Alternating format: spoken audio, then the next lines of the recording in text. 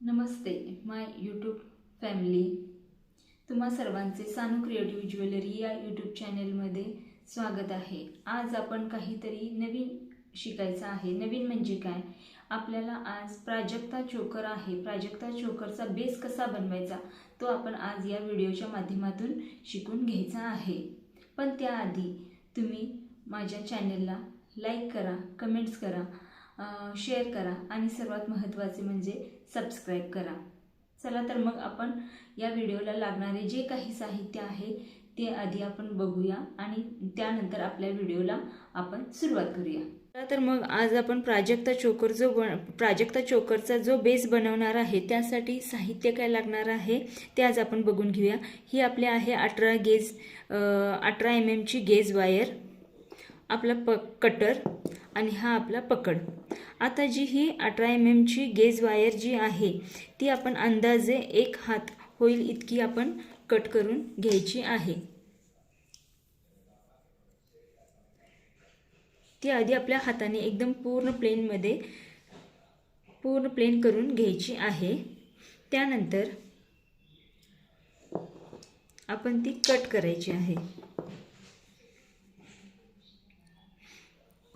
प्राजक्ता चोकरचा जो बेस आहे तो अगदी सोप्या पद्धतीने बनवला जातो आणि एकदम सोप्या पद्धतीने मी ही तुम्हाला तो शिकवणार आहे.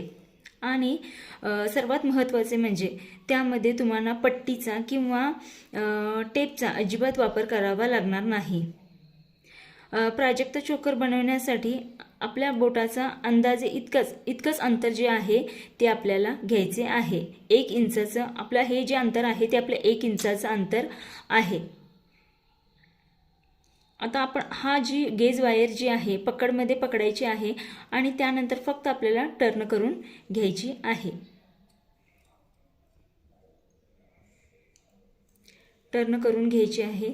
सेम त्याच पद्धतीने पुन्हा आपल्याला हे 1 इंच अंतर, आपल्या बोटाचे हे 1 इंच अंतर आहे, तिथून पुन्हा आपल्याला पकडच्या साहाय्याने गेज वायर पकडायची आहे. पुन्हा आपल्याला ही टर्नमध्ये फिरवून घ्यायची आहे.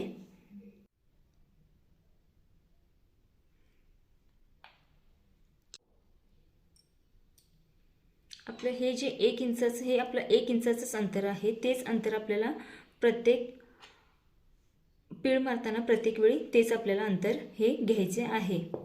आणि हा जो बेस आपण बनवत आहे सेम अशाच पद्धतीने आपल्याला इयर कपसाठीही आपण हा बेस बनवू शकतो.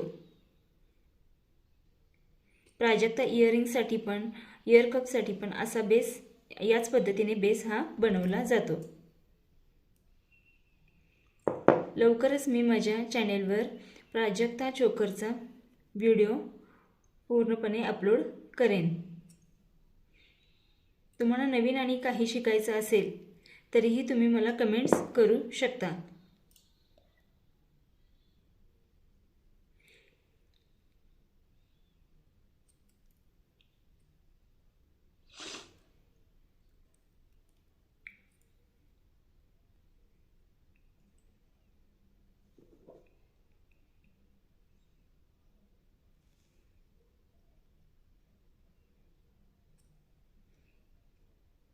ज्यावेळी प्राजक्ता चोकरचा बेस आपण ज्यावेळी बनवायला घेतो त्यावेळी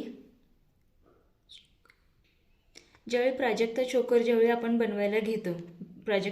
ज्यावेळी बेस बनवायला घेतो त्यावेळी ज्यावेळी आपण बेस बनवतो वर खाली ज्यावेळी हे बेस बनवलेला असतो असा झाला तरीही काही प्रॉब्लेम नाही. ज्यावेळी आपण हाताने फक्त टर्न करतो ते प्रत्येक तो एका दिशेमध्ये येऊन जातो.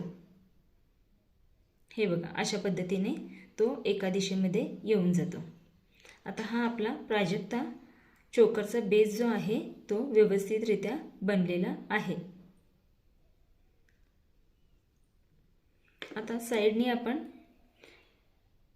गोंडा लावण्यासाठी लॉक ही अडक करू शकतो.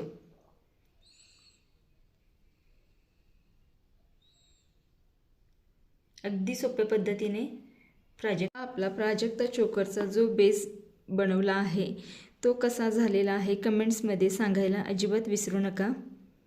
अगदी सोप्या पद्धतीने आपण प्राजक्ता चोकरचा बेस बनवलेला आहे.